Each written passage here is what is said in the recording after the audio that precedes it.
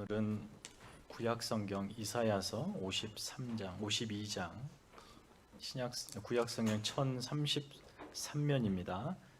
52장 13절부터 53장 6절까지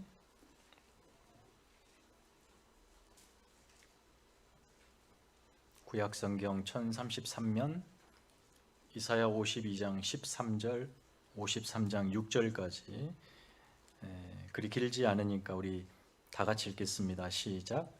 보라, 내 종이 형통하리니 받들어 높이 들려서 지극히 존귀하게 되리라.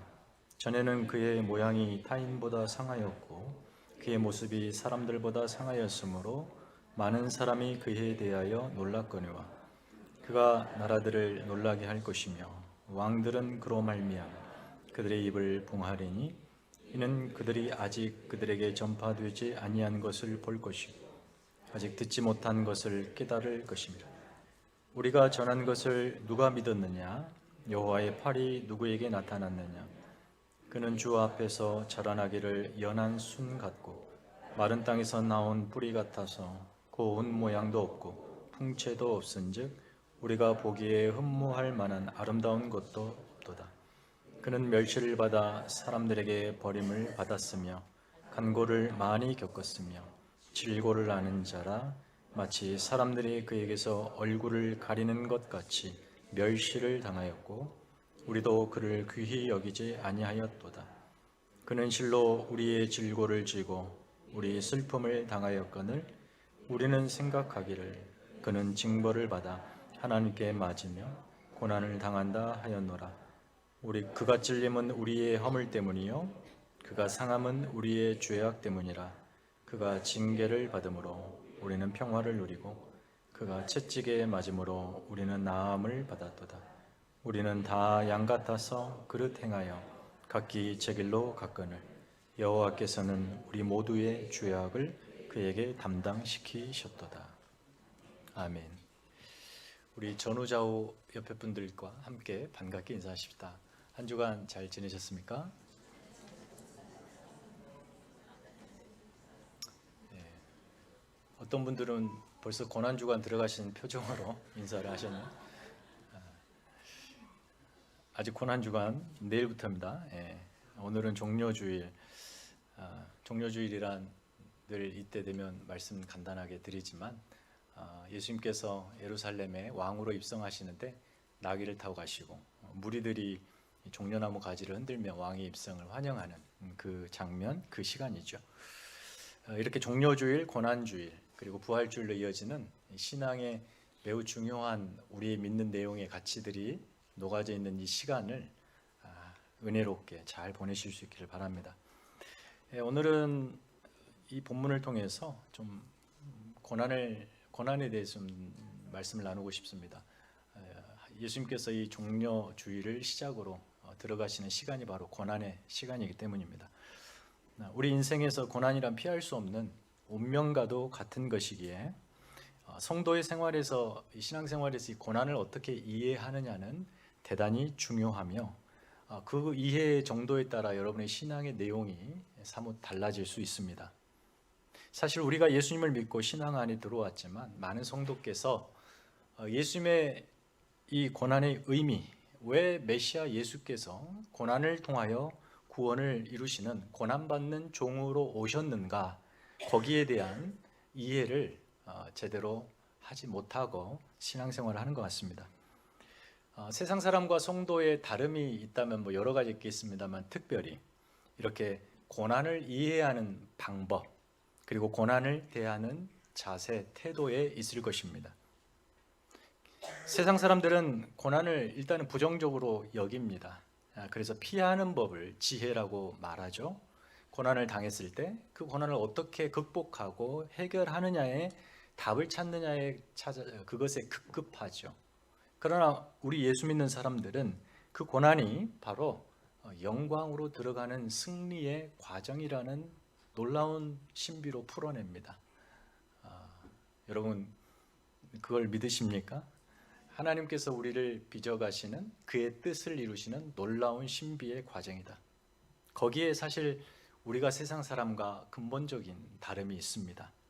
그래서 신앙이란 우리가 원하는 어떤 현실, 조건, 상황들을 신앙이라는 이름으로 뒤바꾸고 내가 원하는 대로 내 소원대로 얻어내는데 신앙이 동원되지 않고 세상 사람들과 방불한 조건 속에서 하나님께서 이루실 궁극적 승리를 내가 소망하고 믿음으로 그 시간을 견디고 지나며 인내할 수 있게 하는 힘, 사실 그게 신앙입니다.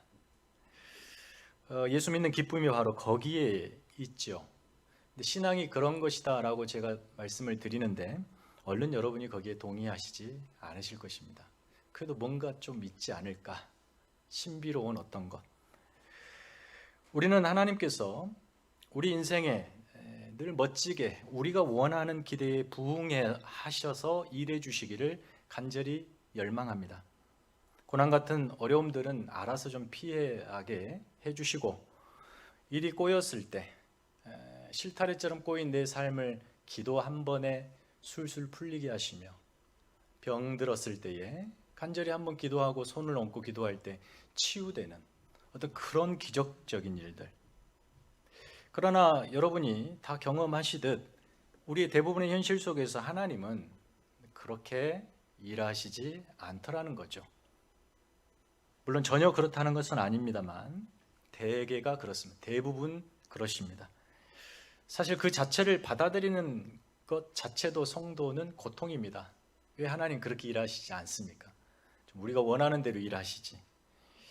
때문에 이 고난에 대한 신앙적 이해와 안목을 갖지 못하면 고난의 연속인 우리의 생애를 이해할 수 없어서 그 길을 가는 과정에 늘 원망과 불만과 자책뿐이 있을 것입니다.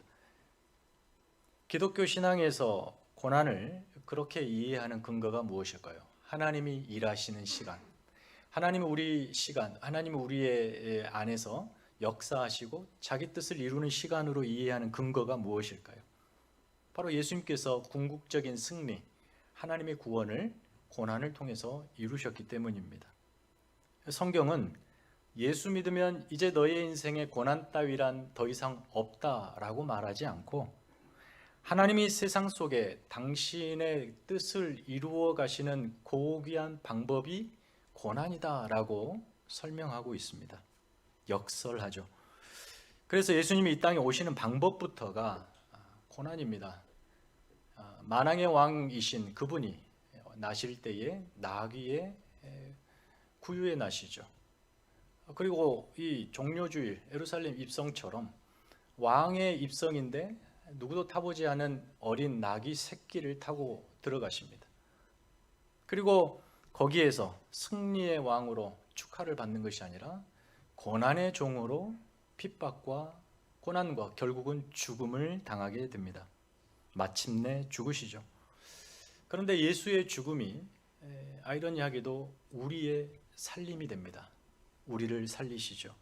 이것이 기독교가 갖는 역설이며 거기에 기독교의 참 진리가 담겨 있습니다. 그렇다면 예수님은 그런 식으로 고난을 통하여 영광을 이루시는 방법으로 오실까요? 이것이 하나님이 당신을 떠난 인간들을 오랫동안 설득해 오신 참으로 탁월하고 모두를 깜짝 놀라게 하는 방법이기 때문에 그렇습니다. 하나님께서 구약 성경을 보시면 그 일을 하셔요. 그것을 단적으로 보여주는 것이 바로 오늘 우리가 읽었던 본문인데요. 그 본문에 들어가기에 앞서서 이사야 선지자가 활동했던 당시 배경을 간략하게 말씀드리면 이사야는 선지자로 부름받고 대략 40여 년을 선지자로 활동하는데 그때 그 중간쯤에 북이스라엘이 아수르에서 처절하게 멸망을 당합니다. 그리고 남유다 역시 풍전등화, 절체절명의 위기를 맞습니다. 그런 역사적 정황 속에서 남유다 왕인 우시아 때부터 4대에 걸친 마지막 히스기야 왕 때까지 이 팔레스타인에 있었던, 특별히 남유다의 역사적 현실 속에 있었던 그런 역사적 정황을 이사야서 1장에서 39장까지 기록하고 있습니다. 그리고 40장으로 넘어가면 66장까지 갑자기 이사야 시대보다 훨씬 장래의 미래의 일, 거의 한 150년 후에 일어날 일로 기록이 넘어갑니다. 남유다의 역사, 바벨론에게 멸망당하고 예루살렘은 처절하게 무너지고 성전은 파괴되고 백성들은 바벨론으로 포로로 잡혀가는 그 역사적 현실을 이사야가 기록하고 있어요. 말이 안 되죠. 그때까지 못 살거든요. 그럼 분명히 그 사건들은 이사야는 아마 계시로 받았을 것입니다. 그런데 이 계시가 정확하게 역사적 현실이 됩니다. 북이스라엘이 아수르에게 멸망한 것처럼 남유다는 바벨론에 의해서 586년에 멸망합니다. 성전은 무너졌고 백성들은 포로로 잡혀갑니다. 이렇게 북이스라엘과 남유다의 멸망의 원인은 다른 데 있지 않았습니다. 그들이 오랜 세월 하나님을 떠났고 하나님의 나라가 하나님을 버리고 우상을 숭배했기 때문이에요. 오직 하나님으로부터 생명을 누리는 하나님의 백성 이스라엘이 하나님 아닌 다른 것을 붙들고 그것으로 생명을 얻겠다 하였기 때문에 그들이 당한 현실은 고통이었습니다. 그렇게 남유다가 70년의 포로 생활을 합니다. 바벨론에서. 그들이 다시 땅과 나라와 주권을 회복한다는 것은 도저히 불가능한 현실이 됐습니다. 그러나 이사야서가 어떻게 그 내용을 채우고 있냐면 그의 예언은 약속입니다. 하나님께서 이스라엘을 그렇게 버리시지 않겠다라고 하는 약속이 들어오죠. 포로로 잡혀간 것은 이스라엘에게는 어쩔 수 없는 운명적이고 그 죄의 결과입니다. 그러나 그 과정, 고난이죠. 그 과정을 통해서 하나님은 그 이스라엘의 죄를 씻으시고 이스라엘이 하나님만 섬기는 나라가 되게 하기 위한 정결의 시간으로 가져가셔요.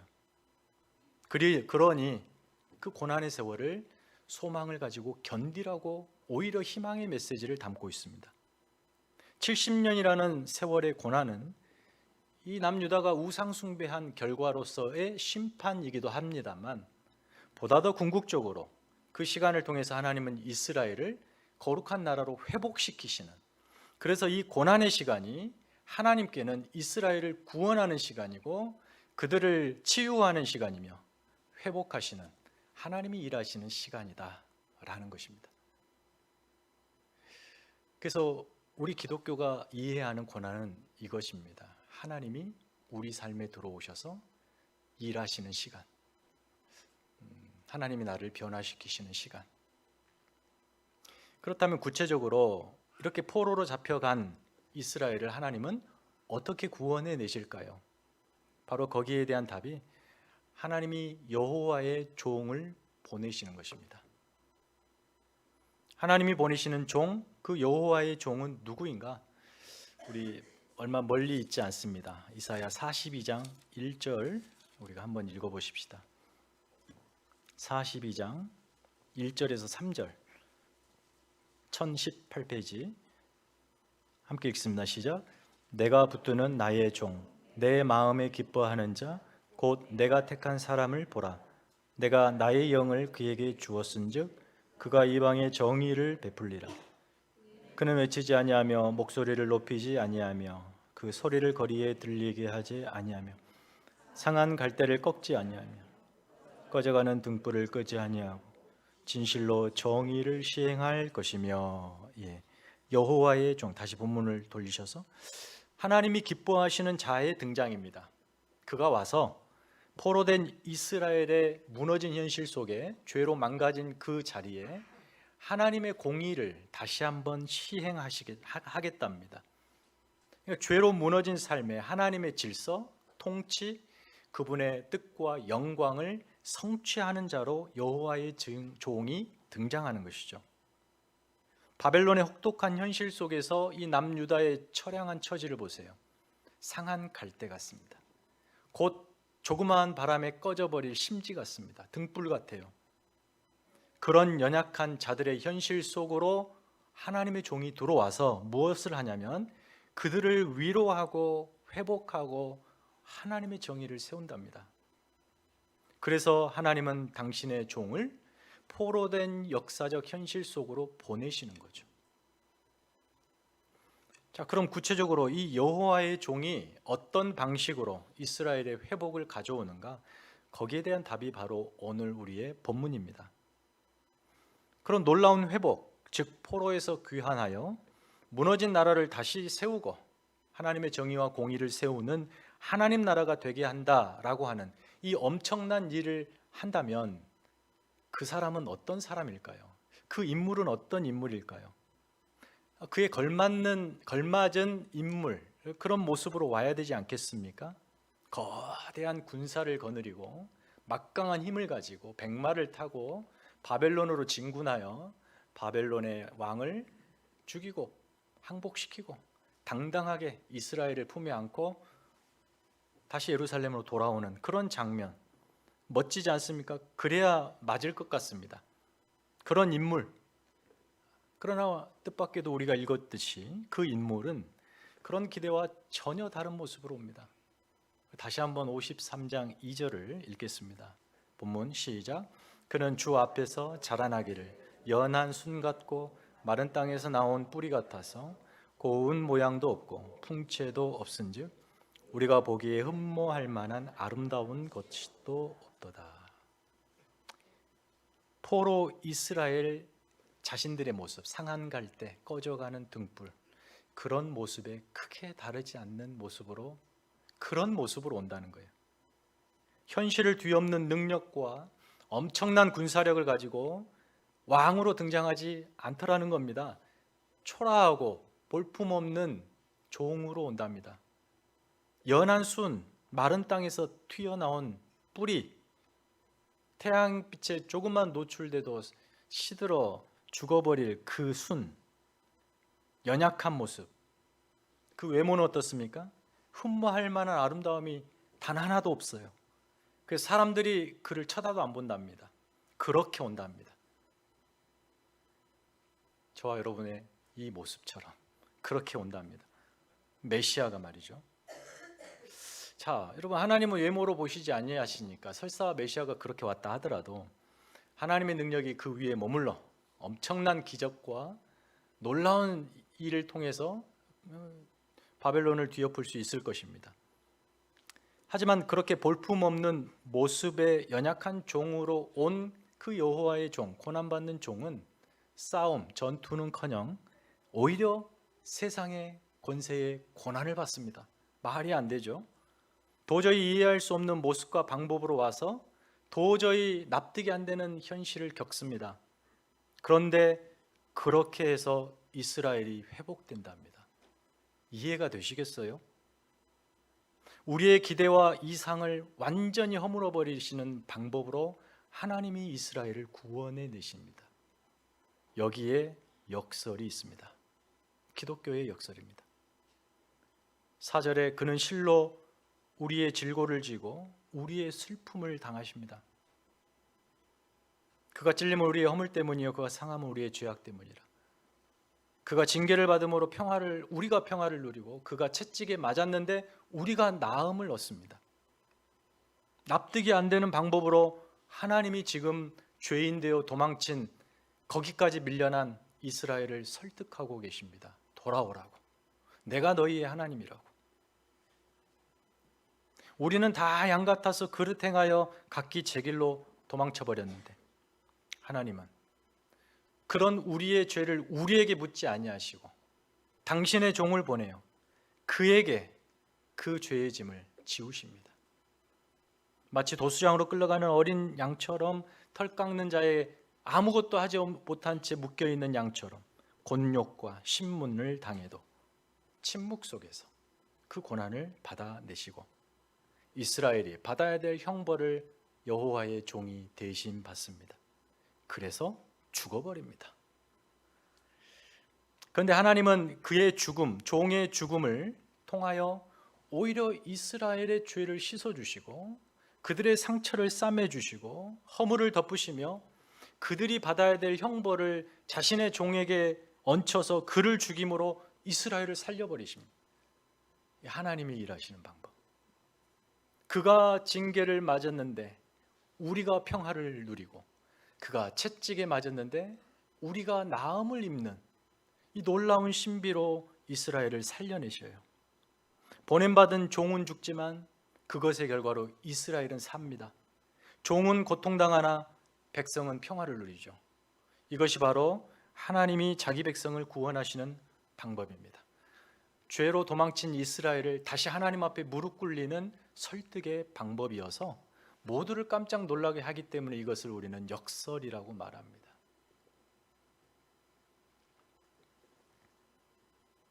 사실 역사 속에서 하나님은 이 일을 멈추지 않으셨어요.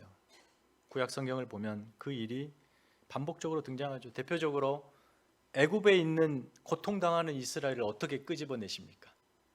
모세를 보내죠. 근데 모세를 어떻게 보내죠? 애굽의 왕자의 모습으로, 백마탄 모습으로 그들에게 보내나요? 그거 안 하시려고 하나님이 모세를 끄집어내 40년 동안 광야에서 뺑뺑이를 돌리시고 처절하게 망가지고 무너지고 그저 양치는 최하의 사람으로 살게 하셔서 지금 저 이집트의 종으로 사는 이스라엘 백성과 전혀 다를 바 없는 모습으로 그를 애굽에 들여보내잖아요. 하나님의 종인데, 하나님의 종인데 여러분 놀라지 않으시는군요. 히브리서 11장에 그래서 이 히브리 사도가 모세를 향하여 그는 이 애굽의 왕궁에서 왕자로 그렇게 낙을 누리는 것을 버리고 하나님의 종들과 고난받기를 즐거워했다. 애굽 들어가기를 운명으로 받아들이고 들어갔다는 거예요. 종의 모습으로. 근데 어떤 종? 고난받는 종으로. 지금 오늘 본문에 말하고 있는, 담고 있는 역사적 정황 속에 남유다의 멸망과 바벨론 포로 시기, 그때 하나님께서 이스라엘에 보낸 대표적인 종이 있습니다. 선지자 예레미야입니다.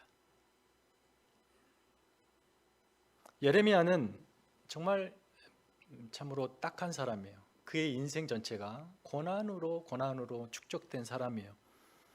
어떤 고난을 당했는데 그 의미를 헤아리기도 전에 다른 고난이 왔고, 그렇게 고난의 연속인 그의 삶에, 눈물의 연속인 삶에, 그가 잘못해서 당한 고난이 아니었습니다. 그가 받은 말씀 때문이었어요. 이스라엘에게 전하라 라고 하는 그 말씀, 그것 때문에 이스라엘과 자국민들에게 그리고 바벨론에게 조롱과 수치를 당하며 매를 맞아야 했습니다.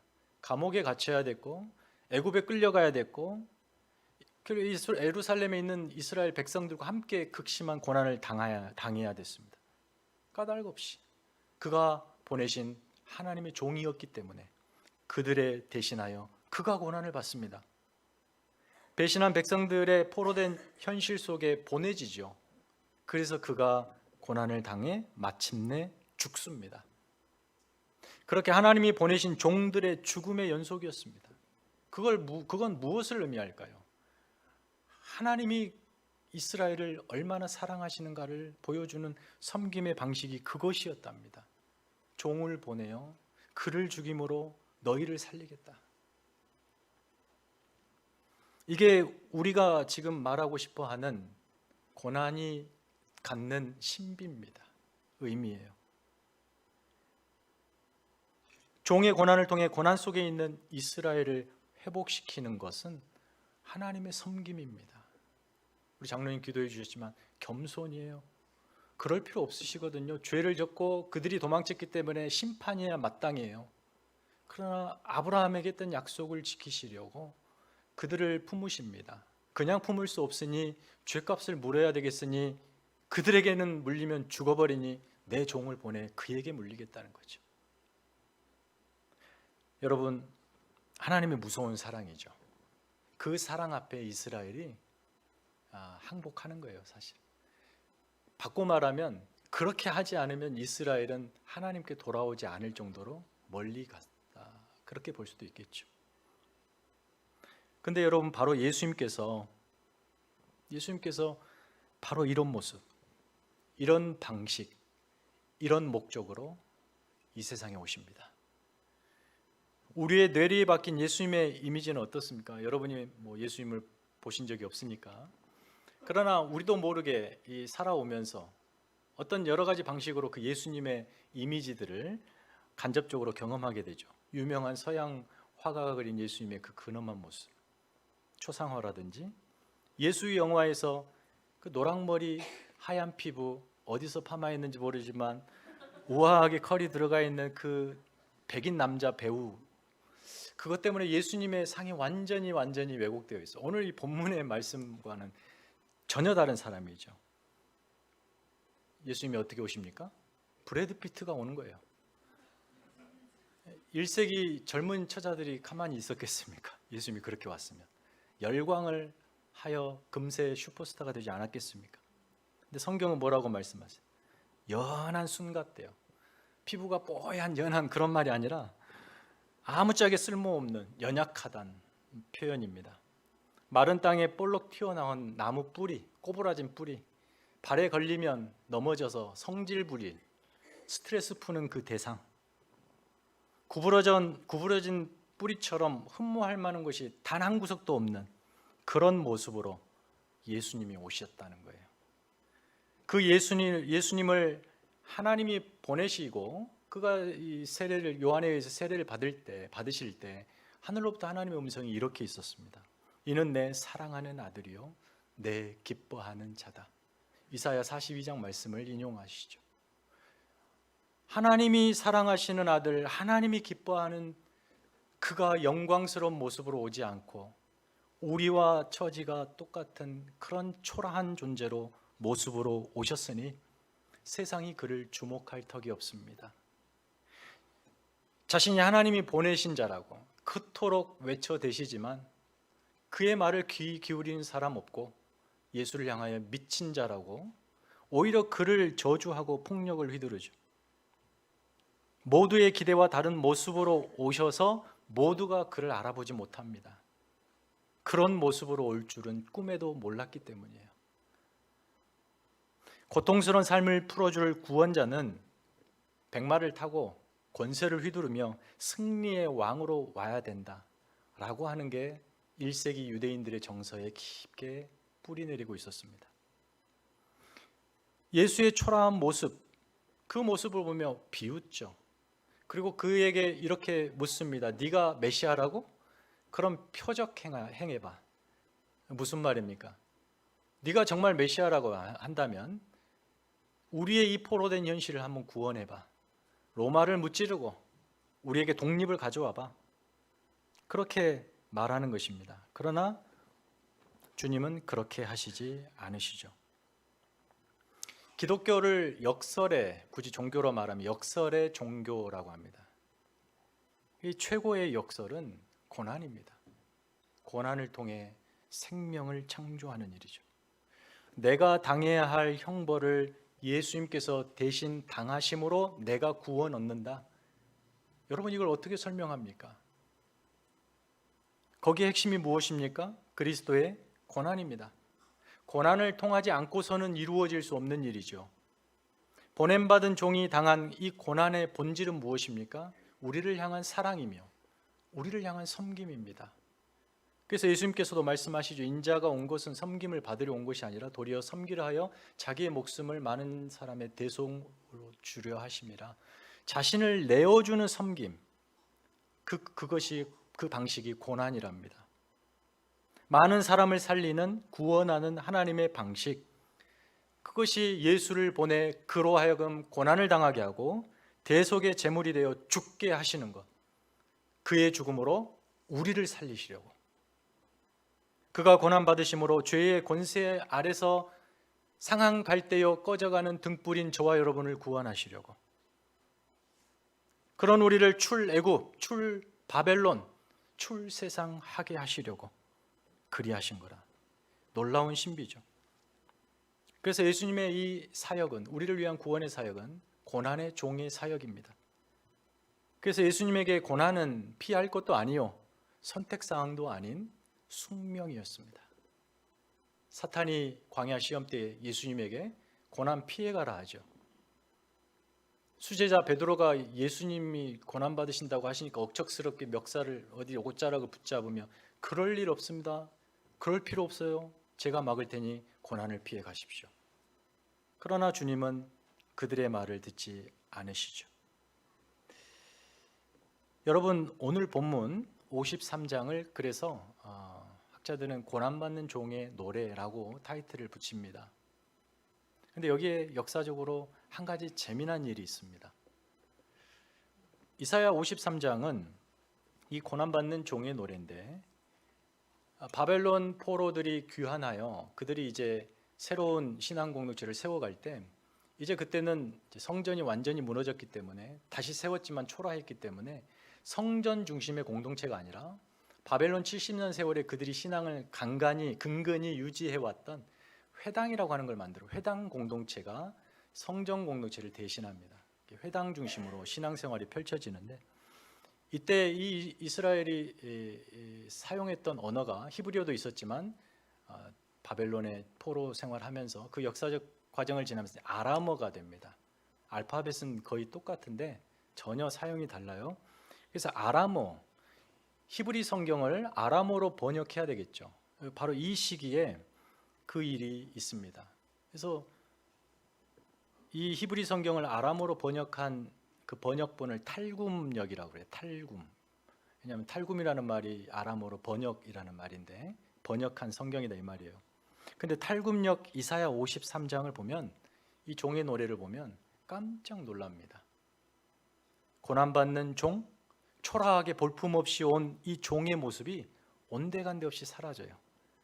왜냐하면 그 암흑기 때, 말라기부터 예수님 그 암흑기 때 유대인들은 로마와 그리스로부터 압제된 자신들의 현실을 구원해 줄 메시아는 이사야가 말하는 이런 모습으로 오면 안 된다라고 생각했어요. 그래서 그 내용을 이렇게 각색합니다. 제가 왔는데 한번 들어보십시오. 똑같은 이사야 53장 2절에서 6절 말씀이에요. 이렇게 번역되어 있어요. 다르게. 의인은으로 시작해요. 그는인데, 의인은 하나님 앞에서 존귀하게 될 것이니 보라, 움터나오는 다발처럼. 움터나오는 다발. 예? 그리고 물가에 그 뿌리를 내린 나무, 마른 땅에 나온 뿌리가 아니라 물가에 뿌리를 내렸대요. 그의 모양은 흔히 보는 모양이 아니래요. 그의 두려움은 일상적인 두려움이 아니며 그의 광채는 거룩한 광채니 그를 보는 모든 이가 그를 주목한대요. 이사야에서는 거들떠 보도 않는다고 했는데 모두가 그를 주목한대요. 모든 나라의 영광이 멸시거리가 될 거래요. 그들은 쇠할 것이고 탄식할 것이라. 우리 모두는 양처럼 흩어졌다. 우리는 포로로 끌려갔고 제 갈 길로 갔다. 그러나 하나님은 그를 위해, 이 종을, 이 메시아를 위해 우리 모두의 죄를 용서하신다. 메시아가 그들의 죄를 위하여 고난받는 것이 아니라 메시아를 위하여 하나님이 이스라엘의 죄를 용서해 준대요. 완전히 다르지 않습니까? 지금 이 탈굼역에 나온 메시아는 어떤 이미지입니까? 매우 강하고 권세 있는 용맹한 군주 같지 않습니까? 바로 여호와의 종이 갖는 중요한 신학의 고난의 의미를 이렇게 각색해 버립니다. 이렇게 와서는 아무것도 안 된다. 멋지게 와야 된다. 군사적 승리의 메시아여야 된다. 그래서 예수님 시대 왜 유대인들이 예수님을 거들떠 보지 않았냐? 바로 이런 정서가 깊게 뿌리를 잡았기 때문이에요. 근데 여러분, 말씀을 좀 이제 정리해 가면서 오늘날 여러분이 십자가를 바라보실 때 어떻습니까? 고난을 통해 승리를 이루시는 하나님의 역설의 의미가 담겨 있습니까? 혹 십자가를 보며 부귀영화, 성공과 번영, 대박을 꿈꾸고 있지 않으십니까? 놀라운 기적으로 내 삶이 순식간에 뒤바뀌는 어떤 것을 열망하지 않으세요? 예수님이 오셨을 때 유대인들이 품고 있었던 이 탈굼적 메시아적 세계관을 갖고 계십니까? 내 삶을 단박에 뒤엎을 능력의 메시아로 예수를 믿고 계시냐 이 말이에요. 예수님이 그렇게 오시지 않으시잖아요. 성공과 영광과 화려한 승리로 우리의 삶을 뒤바꾸는 그런 존재가 아니라 우리가 당해야 될, 마땅히 죄의 결과로 당해야 될 고난과 죽음과 심판을 당신이 대신 당하시고 우리를 살려내시는 자로 오시잖아요. 그래서 그 일을 위하여 주님은 묵묵히 고난을 당하십니다. 그러자 유대인들은 이 예수를 로마의 권세에 넘겨 멸시와 징계와 채찍 맞음에 버리죠. 이사야 53장의 말씀을 그대로 이루시는 고난받는 종으로 예수가 오십니다. 우리 성도들이 바로 살아가는 현실 어떻습니까? 고난이 연속이죠. 그러나 그것이 하나님이 일하시는 조건이 된답니다. 고난은 하나님이 우리를 돌보시는 방법이랍니다. 그 과정에서 하나님이 우리를 섬겨주시는 사랑이랍니다. 그러니 우리 생애에 고난이 없기를 간절히 기도하시는 것을 이제 그만 멈추셔야 합니다. 고난은 기도로 없앨 기도 제목이 아니에요. 고난이 없도록 기도할 것이 아니라 그 고난을 잘 견디고 의미를 해석할 수 있는 지혜를 달라고 기도하셔야 합니다. 그 고난으로 말미암아 낙심하시지 않을 이유가 거기에 있는 거죠. 하나님의 뜻대로 내가 빚어지는 시간, 하나님이 내 연약함을 돌보시러 내 삶에 들어온 시간, 그래서 일하고 계시는 시간, 그 결과는 선이 아니겠습니까? 그 결과는 하나님의 뜻대로 빚어지는 나의 모습 아니겠냐 이 말이에요. 예수님의 고난의 결과로 저와 여러분이 하나님의 자녀가 되었고 그가 죽으심으로 우리가 살았습니다. 그래서 여러분 어떻습니까? 그 결과 여러분의 생애에 더 이상 고난이 없습니까? 여전히 세상 속에 우리는 사방이 고난으로 둘려져요. 그 속에 살고 있습니다. 그러나 고난을 통해 승리를 이루신 예수를 경험한 저와 여러분은 그 경험이 세상이 주지 못하는 능력으로 자리하고 있어요. 예수를 죽인 세상을 이기는 놀라운 방법으로 우리 안에 이미 그 의미가 들어와 있습니다. 고난 속에 하나님은 일하시기를 멈추시지 않는다. 이것이 우리가 믿는 신앙입니다. 그렇게 하나님은 우리를 예수가 걸으신 고난받는 종의 길을 걷게 하시죠. 그래서 고난을 허락하십니다. 세상 기준에서 볼 때 우리는 보잘것없고 딱 여기 이사야의 묘사가 저와 여러분을 묘사하는 거예요. 보잘것없고 고운 것도 흠모할 것도 없다. 초라하죠. 그렇지만 그런 나를 통하여 하나님께서는 누군가를 위로하고 치유하고 나의 그런 모습으로 누군가를 섬기는 기회로 삼으시겠답니다. 그래서 우리가 하나님의 사랑의 손길이 되도록 우리 삶에 고난을 주십니다. 결혼하신 우리 성도님들, 남편이, 아내가 지금 그런 모습으로 여러분의 생에 들어올 거라고는 꿈에도 모르셨죠. 결혼 전에 백마탄 왕자를 꿈꾸었을 거예요. 그래서 그가 들어오면 내 삶이 다 바뀐다. 내가 원하는 행복을 얻는다. 화려한 이 왕관을 쓴 공주를 꿈꾸었을 겁니다. 남자들은. 그가 내 인생에 들어오면 내 인생은 밥을 안 먹어도 배부르다. 근데 한번 물어보십시다. 그런 남편, 그런 아내를 만나셨습니까? 당연히 안 만나셨을 거예요. 아멘입니다. 예. 모두가 그런 꿈을 꾸지만 그런 사람은 현실에 없다는 사실을 깨닫는데 그리 오래 가지 않습니다.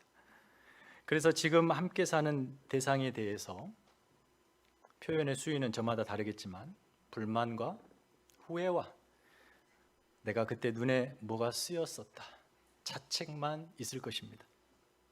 근데 여러분, 하나님이 그 사람을 우리에게 보내신 이유가 있습니다. 결정적인 사실을 우리가 놓쳐서는 안 돼요. 바로 지금 함께 살고 있는 남편, 아내, 부모, 자식이, 그리고 함께 신앙생활을 하고 있는 우리 곁에 있는 교우들이 비록 그들의 모습이 연약하고 튀어나온 나무 뿌리같이 볼품이 없어 보이지만 그들이 바로 하나님이 내 곁으로 보내신 여호와의 종들이라는 사실이에요. 아멘을 크게 하신 분은 정말 이 사실을 공감하시는 것 같아요. 정말 그러신 것 같습니다. 그들이 바로 백마탄 왕자, 왕관 쓴 공주보다 비교할 수 없는 하나님이 보내신 소중한 사람이라는 거예요. 왜죠? 고난으로 점철된 내 인생의 시절을 묵묵히 함께 해준 사람이잖아요. 그가 내 삶에 걸어 들어왔고 그런 초라한 나의 삶을 함께 걸어 주었고, 물론 속상하게 한 적 많았지만 그래도 이렇게 오늘에 나아가 있는 것은 그 사람 덕분입니다. 그가 못나게 굴 때에는 저 사람 품어보라고 나에게 주신 하나님의 놀라운 인내의 기회였고, 내가 그 사람에게 못나게 굴 때에는 이런 나를 받아준 그를 보며 그리스도의 사랑을, 섬김을 배웠습니다. 그러니까 오늘 집에 가셔서 어떤 방법으로든 이렇게 꼭 상대를 향하여 고백해 주십시오. 당신은 나에게 연한 순 같고 튀어나온 나무 뿌리 같아서 그런 모습으로 와줘서 참 고맙습니다. 이렇게 어떤 모습이든지 그가 내 곁에 있으면 하나님이 보내신 종이라고 믿으십시오. 그의 응원 덕분에 지금의 내가 있는 거예요. 그들의 섬김과 인내로 내가 하나님을 경험하고 하나님의 섬김을 받습니다. 물론 예수가 우리와 함께 계시죠. 더불어 부모님들, 남편, 아내, 자식, 사랑하는 교우가 하나님이 보내신 하나님의 선물들이죠. 그렇게 하나님께서 나의 초라한 인생에 들어오셔서 일하고 계시다는 증거입니다. 그러니 지금 내가 당한 현실을 두고 저 사람은 형통한데 왜 나는 이런 일을 당하는가? 그와 비교할 필요 없고 그 다름에 시기 질투할 필요가 없는 것은 내 고난의 현실 속에 하나님이 일하고 계시기 때문입니다. 고난 없는 인생은 없습니다.